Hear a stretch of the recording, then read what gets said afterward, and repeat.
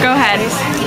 Okay, so we were here today at the Army Experience outside of Philadelphia at the Franklin Mills Mall, and it was very interesting. I guess it was about 50 of us, and I specifically was part of the freeze, and then afterwards I was talking to recruiters there.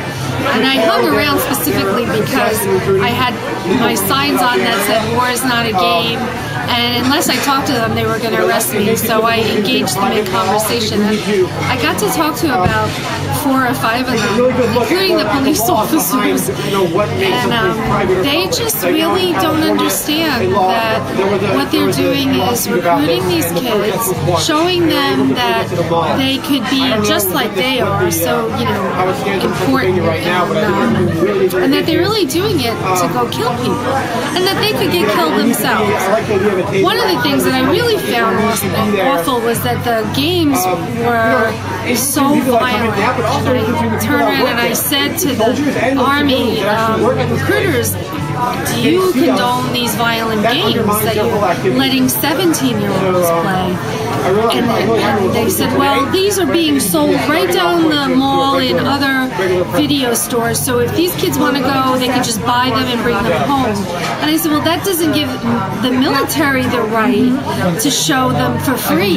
Here, all they have to do is sign up, come in, sit down, and you're justifying what they're doing. You're showing them that it's okay to, you know, shoot people and be shot at, and it's, you know, the blood that splatters all over the screen when they're playing. That's really awful for even a 17-year-old. I said, and I told him, I said, would you like to have your kids come in here and see that at 17? So one of the guys, the head, I think he was the head commanding officer, an older guy, he got really angry and he said, well, I have 2 daughters. And I said, you do? And how old are they? And he said, well, 8 and 12. And I said, well, at 17, what if they want to come in here and play these games?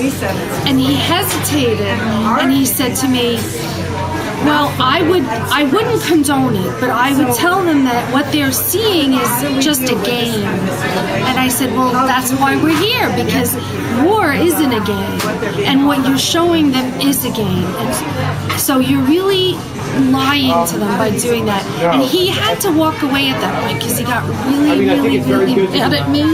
But I know he was thinking about it, because now his children are coming of age and they may want to join the military, and he knows damn well what the military is selling and what they're all about.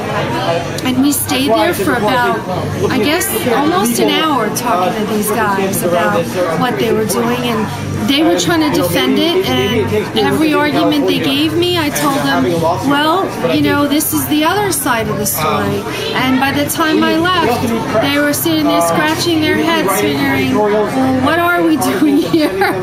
One of them specifically said, well, we go into school and we teach kids how to read, and I'm really proud of that. So I said, why don't you just become a teacher?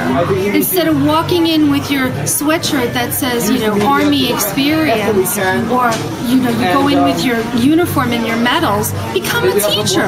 Let the government give the money to the schools instead of to the military.